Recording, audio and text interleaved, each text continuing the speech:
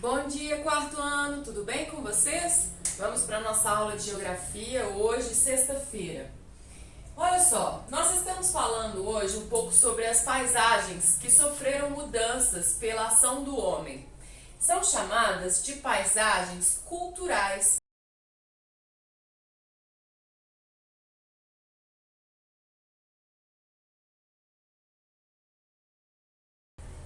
As paisagens culturais são justamente aquelas que sofrem a influência da ação do homem.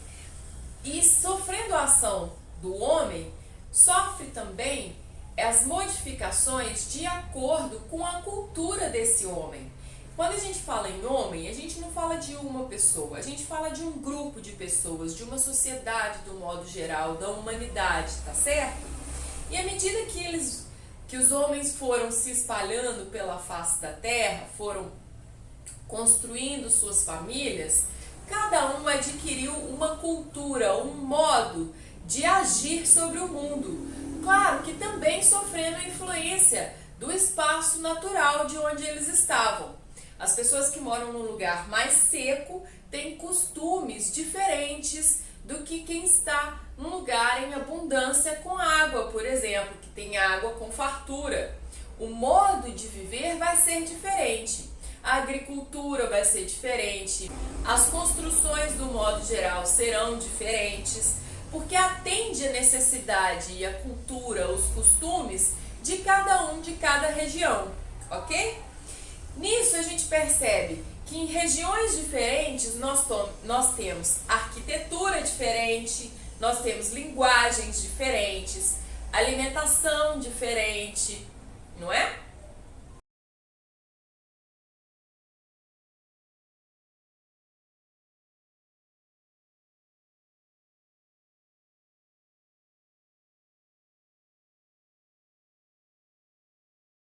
Observem, por exemplo, os sotaques. Mesmo em Minas, só no nosso estado, no norte de Minas, nós temos um sotaque bem mais arretado, que fala bem mais parecido com o pessoal do Nordeste, dada a proximidade de características do ambiente mais seco, os costumes, já faz fronteira com o estado da Bahia. Então são costumes mais parecidos com o do Nordeste, tá joia? No Sul ou no Triângulo Mineiro, vamos pegar como exemplo no Triângulo Mineiro.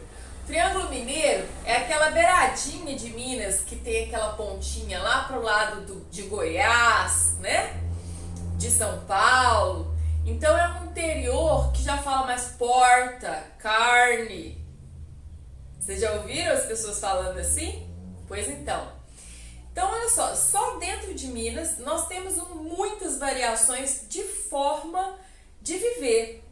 Então, não é só a forma de falar, a própria forma de viver se altera de região para região. E é claro, sobre a influência do ambiente natural.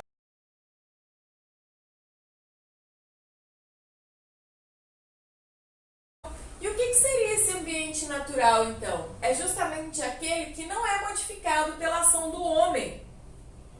Mas vamos pensar juntos. Será que uma plantação de milho é uma paisagem natural ou uma paisagem cultural? O que vocês acham? Que a plantação de milho é natural ou cultural? A plantação de milho será cultural, porque o homem agiu naquele solo para adubar a terra e fazer o milharal nascer ali. Sem a ação do homem, haveria um milharal ali?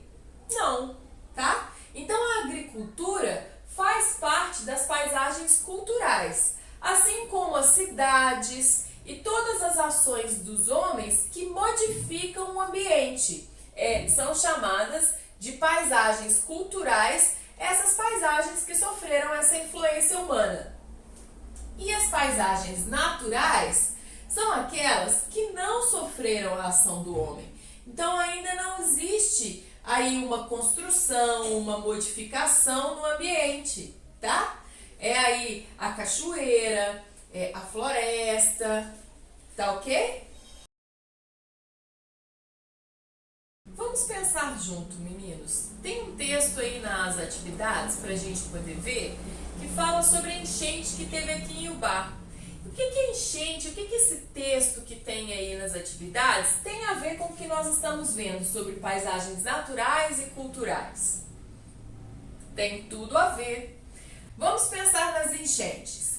Elas possuem elementos naturais e culturais. Naturais porque a chuva é um processo da natureza. Então vamos pensar, o transbordamento da água lá na natureza vai ter a mesma consequência de quando é aqui no nosso ambiente cultural, na nossa cidade, porque a cidade é um ambiente cultural, né? Enquanto os lugares onde ainda não sofreram a influência do homem são chamados de ambientes naturais. Vamos pensar então, nós temos muitas regiões aqui ainda na nossa cidade e na nossa zona rural que ainda não sofreram a ação do homem. Então vamos pensar que uma forte chuva veio, assim como essa do texto que estamos aí. Vamos pensar conforme o texto da atividade, que uma forte chuva desceu sobre o bar. Será que a consequência dessa enchente, dessa quantidade de água, vai ser o mesmo lá na cachoeira, por exemplo, do que foi na cidade? São parecidos, mas as consequências não são as mesmas. Quando a água desce muito forte e transbordando na cachoeira, vai também atingir todo ao redor. Vai haver danificação do ambiente? Vai, mas de forma natural, né? Algumas árvores podem ser arrancadas, serem carregadas pela enchente, pelo volume de água que desceu, né? Agora, quando a gente vê isso na cidade, nós temos uma consequência da ação do homem, como por exemplo, o rio Ubá recebe o esgoto da cidade. Então, quando ele transborda, ele não transborda só a água da chuva, ele não traz só a lama que está no fundo do rio, né? Então, ele traz também dejetos, esgoto. Essa água pode trazer várias doenças porque ela está contaminada pelo esgoto da cidade.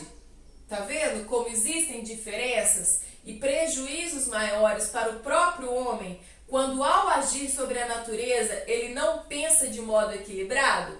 Olha a importância da gente ter um esgoto aí tratado, dessa água que vai para a nossa casa e leva toda a sujeira embora, tem que ir para uma estação de tratamento para ser devolvida para o rio limpinha. Aí tudo bem, se houver enchente, natural, do mesmo jeito que acontece estragos na região natural, né, na floresta, numa vegetação, num espaço não modificado pelo homem, vai haver aqui também, na cidade, no ambiente cultural. A água vai invadir as casas, pode, né, tá invadindo as casas e o comércio, mas o risco de doença será muito menor e não haverá esse mau cheiro tão característico de nossas enchentes, por exemplo, tá? Então, olha, a ação do homem sobre a natureza precisa estar em equilíbrio, precisa ser planejada. Então, pensamos bem, aqui na nossa cidade, não é o polo moveleiro, a indústria moveleira, o setor da economia mais forte? Então, as indústrias da cidade têm que ter a consciência, ao retirar a madeira para a fabricação de móveis, é necessário replantar. Vocês já viram na área rural várias plantações de eucalipto? Então, o eucalipto é muito utilizado para a fabricação de móveis. Já ouviram falar na propaganda lá que é madeira de reflorestamento? Então, nós temos que valorizar esse tipo de produto, porque o dono, a pessoa que desenvolve, a firma, a fábrica que desenvolve esse produto tem essa consciência. Ele planta para tirar a madeira e fazer um móvel e assim prejudicar menos a natureza.